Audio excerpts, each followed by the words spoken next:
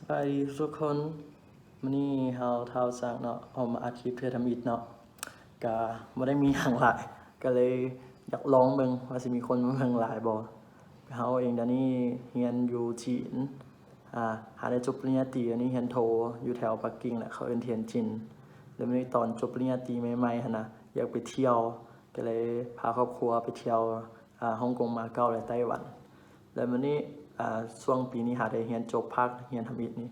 ใกล้สิพักกุจีนนี่หมู่หลายคนเชิญมาถามว่าซากอยากไปเที่ยวกันไต้หวันเฮ็ดจังได๋วีซ่าไปเฮ็ดอยู่ไสวีซ่าอันตัวของจีนเข้าไต้หวันได้บ่หมู่หลายคนถามมาวันนี้ก็รู้สึกที่จริงมันก็บ่ได้เฮ็ดยากเนาะวีซ่าของไต้หวันนี่นะก็เลยว่าออกคลิปมาแชร์ให้หมู่หลายคนถึงว่าบ่เป็นภาษาจีนก็อาจจะเฮ็ดเองได้หั่นนะแถมเฮ็ดวีซ่าไต้หวันนี่นะเฮ็ดด้วยตนเองใช้เวลาเพียง5นาทีก็สามารถเฮ็ดแล้วที่จริงโคตรแบบง่ายท่านซะเพราะว่ามันเป็นนโยบายใหม่ของรัฐบาลไต้หวันเนาะที่จริงแล้วตัววีซ่าไต้หวันนี่มันสิว่าง่ายก็ง่ายแต่ว่ามันต้องมีเงื่อนไขตัวนึงตัวเงื่อนไขตัวนี้มันเป็นนโยบายการตามประเทศเว้าด้วยการท่องเที่ยวของรัฐบาลไต้หวันในปี2017เป็นผู้นำสูงสุดไต้หวันหาได้ขึ้นตำแหน่งใหม่ช่วงนั้นและมีนโยบายเพื่อดึงดูดให้นักท่องเที่ยวเขตอาเซียนเฮานี่นะไปเที่ยวไต้หวันหลายขึ้นแล้วก็มีนโยบายก็คือว่าสามารถให้นักท่องเที่ยวที่มาจากประเทศแถวแบบเอเชียนแล้วก็ที่จริงเอเชี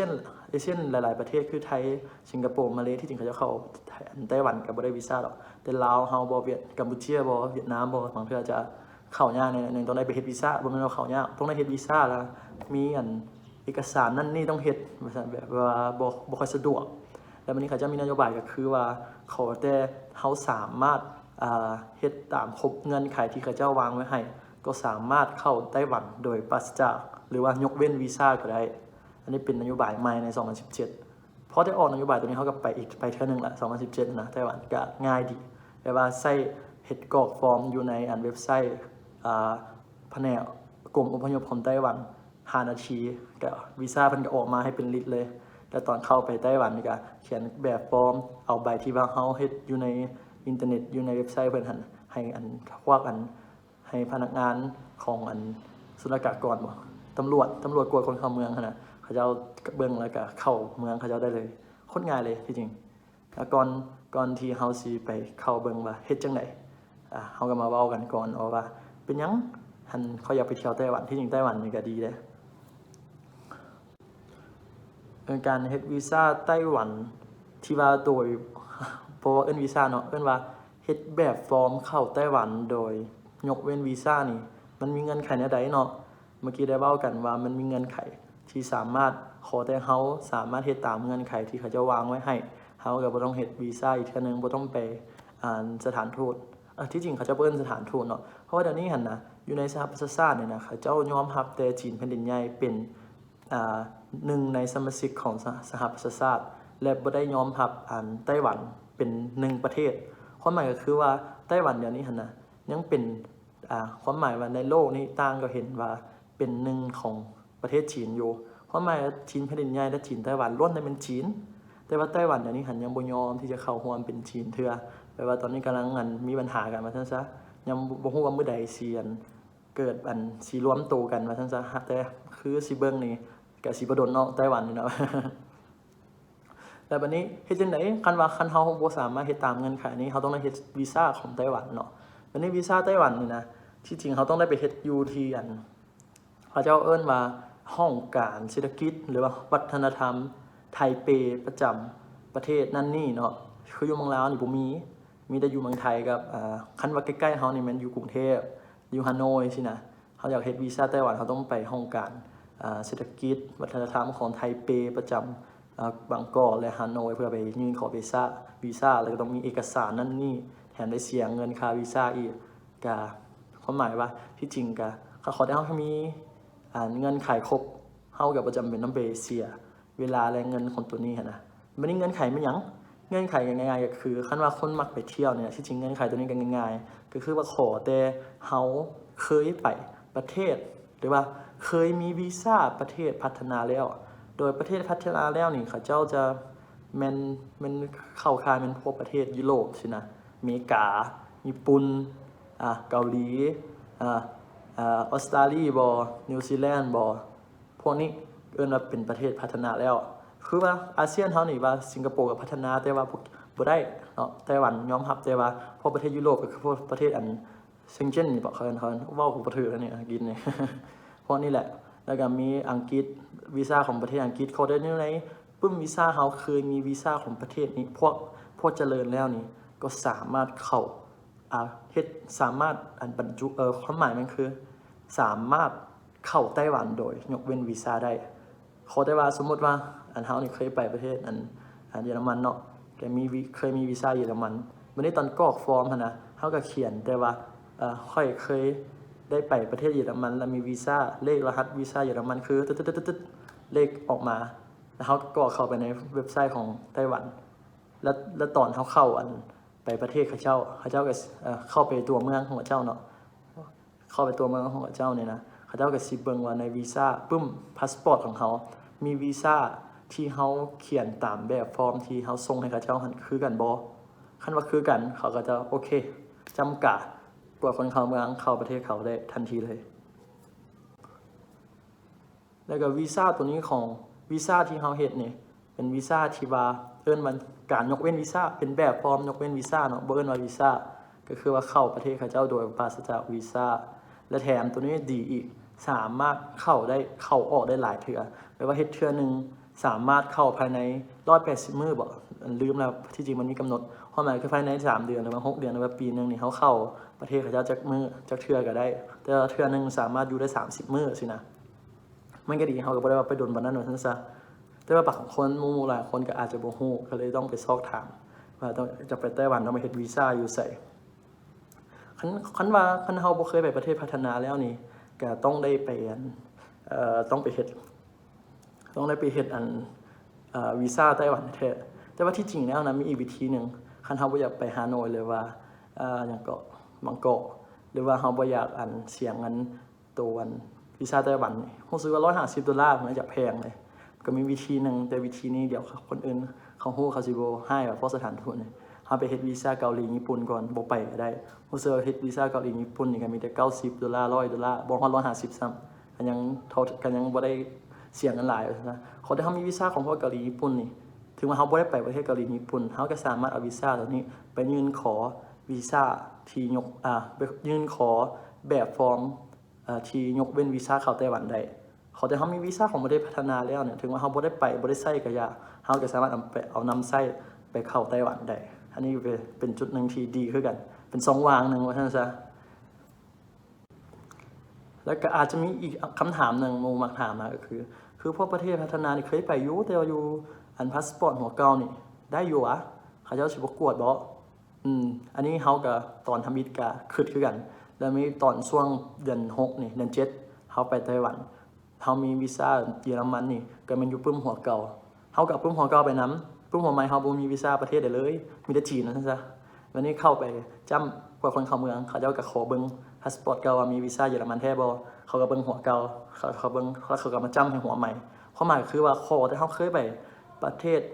พัฒนาแล้วนะเขาได้มีวีซ่านั่นนะบอกว่าสิอยู่ในปึ้มหัวที่ใดหัวที่1ที่2ที่3หรือว่าเฮาสิเปลี่ยนพาสปอร์ตมา10หัวแล้วเขาได้เฮายังมีปึ้มหัวนั้นอยู่วีซ่าตัวนั้นอยู่ก็สามารถนำใช้ได้อันนี้ก็เป็นความหมายก็คือว่าเป็นนโยบายที่ดีของรัฐบาลของไต้หวันเนาะความหมายคือเดี๋ยวนี้ไต้หวันเพื่อยุแย่บ่แม่นยุแย่ความหมายว่าอยากเพิ่มความอิทธิพลของตัวเองเพื่ออยากให้ตัวเองปลดปล่อยเป็นประเทศนึงหั่นแหละก็ได้ซอกหลายวิธีแต่ก็บ่เป็นอันนี้ก็บ่เป็นหยังเนาะจีนก็บ่ยอมแน่นอนเนาะบ่ให้ตัวเองบ่ให้ไต้หวันแตกแยกแน่นอนเนาะแต่ว่าไต้หวันก็เฮ็ดทุกวิถีทางว่าซั่นซะแต่ก็ดีเฮาก็ได้นโยบายตัวนี้เพื่อไปท่องเที่ยวบ่ได้เสียเงินจักกี้เว้าไปละเว้ามาหลายแล้วต่อไปเฮาสิสอนวิธีในการเฮ็ดวีซ่าเลยเข้าหน้าเว็บไซต์ให้เบิ่งเลยโอเคเนาะเรามาเริ่มกันเลยเนาะในวิธีการสมัครขอฟอร์มเข้าไต้หวันโดยบ่ได้ใช้วีซ่าคนนั้นเขาเข้า Google เลย Google เขาเข้า แผนกกรมอพยพของกระทรวงภายในของไต้หวันเพื่อขอ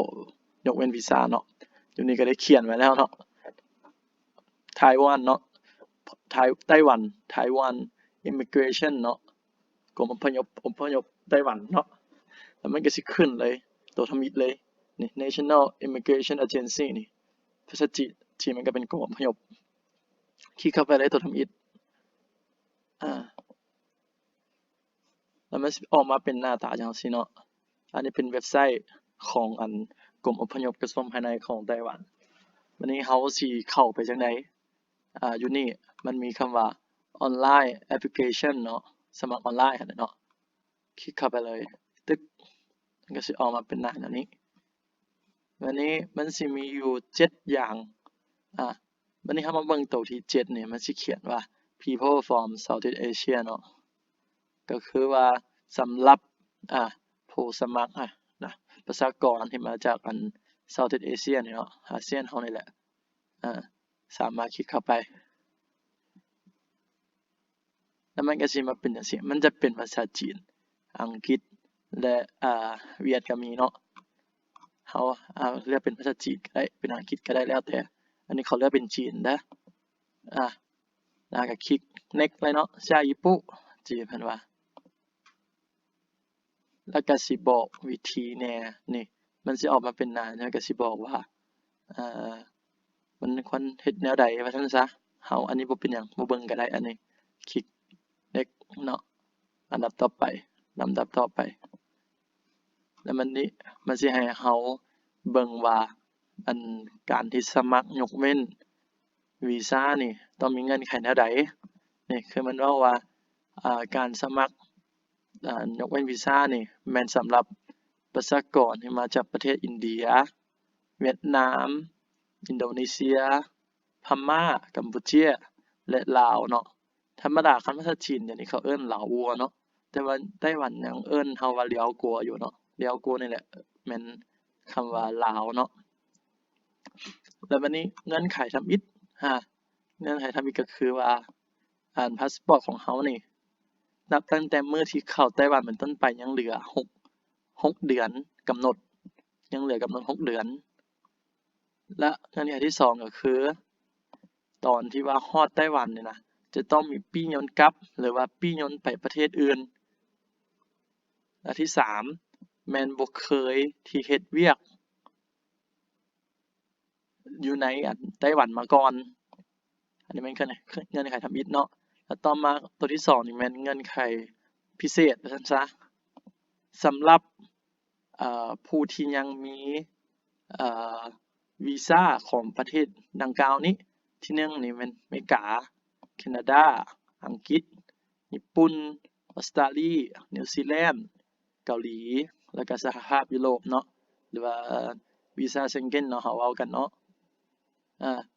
ความหมายแม่นวีซ่าพวกนี้สามารถมี1 2 3แบบเนาะแบบที่1ก็คือมีบัตรเขียวหรือว่าใบกันสถานะอยู่ประเทศเขาเจ้าโดยยังถาวรหรือว่ามีกำหนดความหมายก็คือมีบัตรเขียวก็ได้บ่ว่าจะเป็นวีซ่าหรือบัตรเขียวก็สามารถใช้ได้แล้วตัวที่2นี่ก็แม่นคือวีซ่าที่ยังมีกำหนดอยู่ความหมายว่าวีซ่าที่เฮาไปประเทศพัฒนาแล้วหั้นน่ะประเทศทางเทิงนี่นะที่ว่ายังใช้ได้อยู่หั่นน่ะก็สามารถเอามาเป็นตัวแทนได้แล้วตัวที่3ก็คือวีซ่าที่เบิดกำหนดแล้วก็บ่เป็นหยังแต่ว่าวีซ่าที่เบิดกำหนดแล้วนี่ต้องแม่นภายใน10ปีความหมายก็คือว่าสมมุติเราไปประเทศอ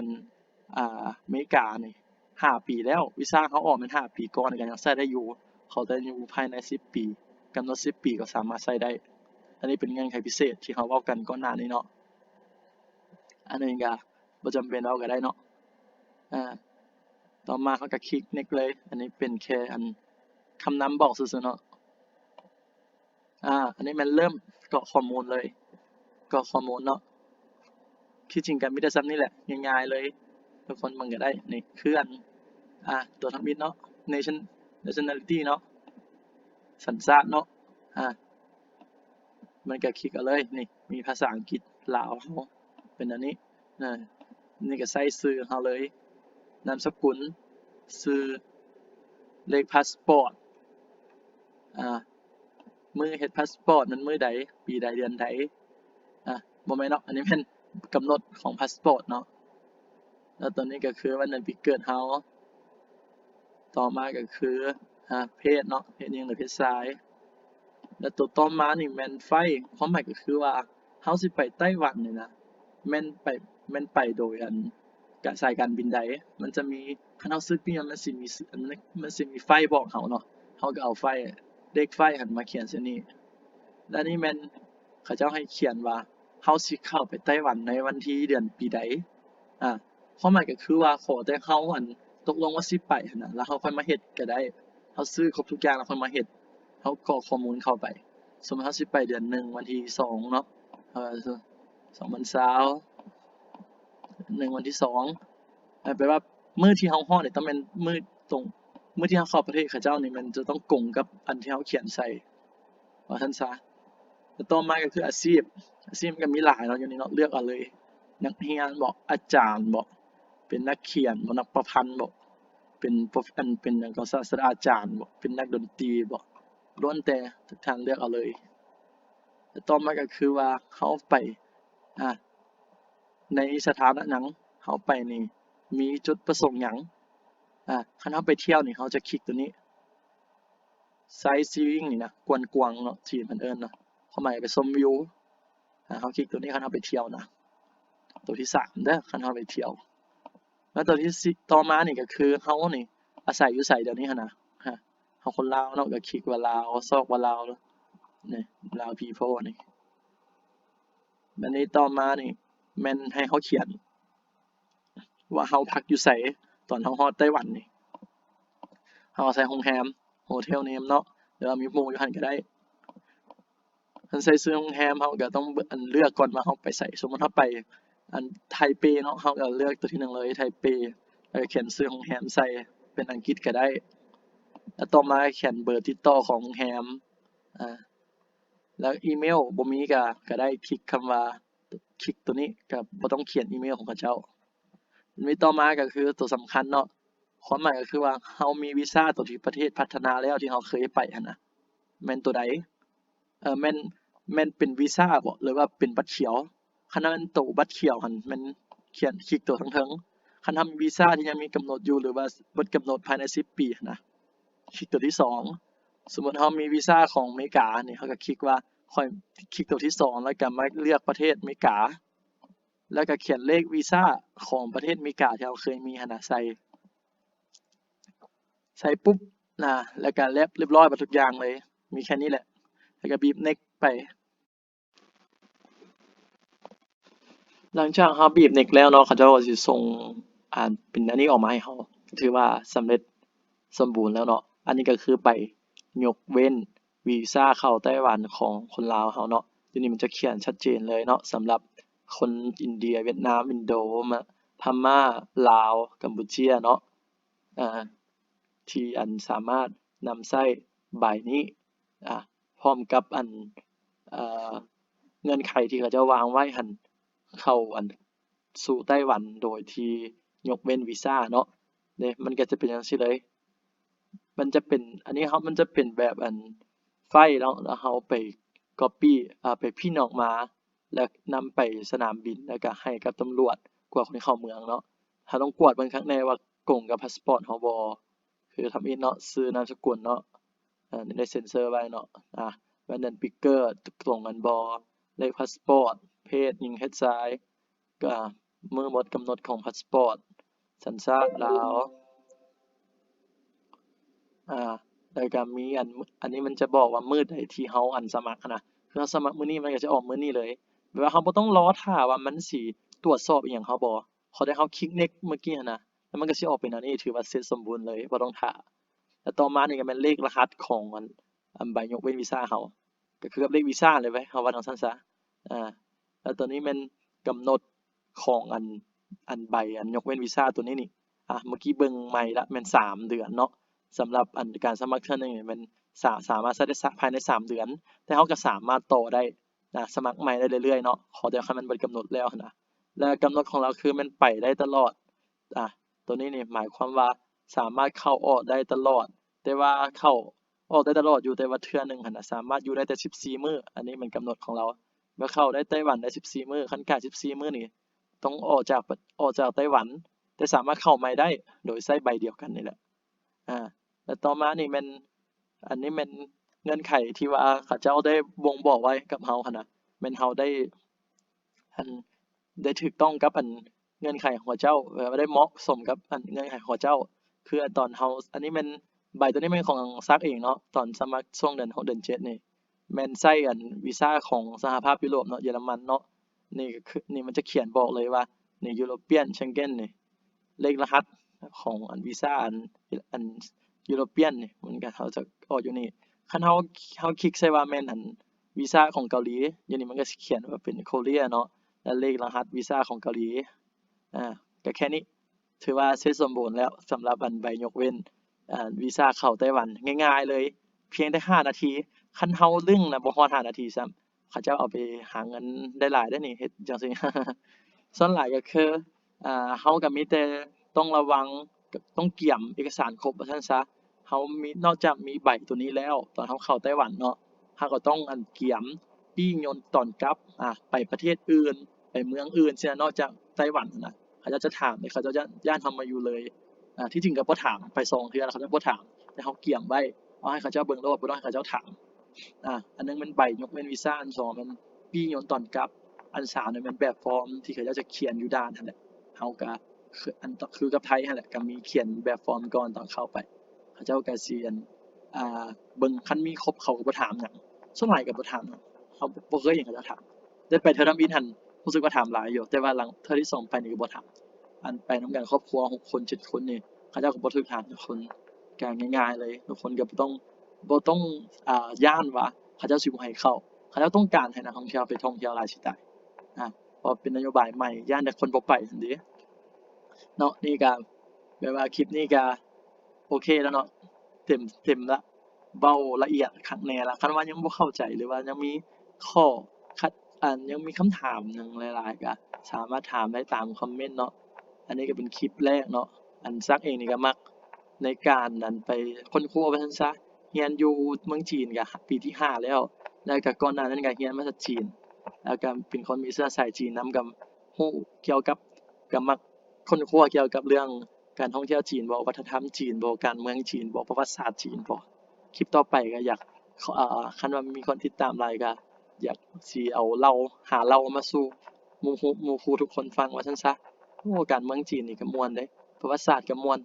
มีแต่สิเว้าจั่งใดให้มันม่วนหั้นแหละว่าซั่นซะมีแต่อยากให้ทุกคนเนาะต่อเทื่อทำอิฐเนาะ อันวีซาไต้หวันนี่คันว่าเป็นประโยชน์ต่อทุกคนก็กดอันติดตามให้แหน่เนาะกดอันถูกใจให้แหน่เนาะแล้วแต่เนาะก็หวังว่ามีคนติดตามว่าซั่นซะขอบใจทุกคนเจอกันใหม่เฮานะ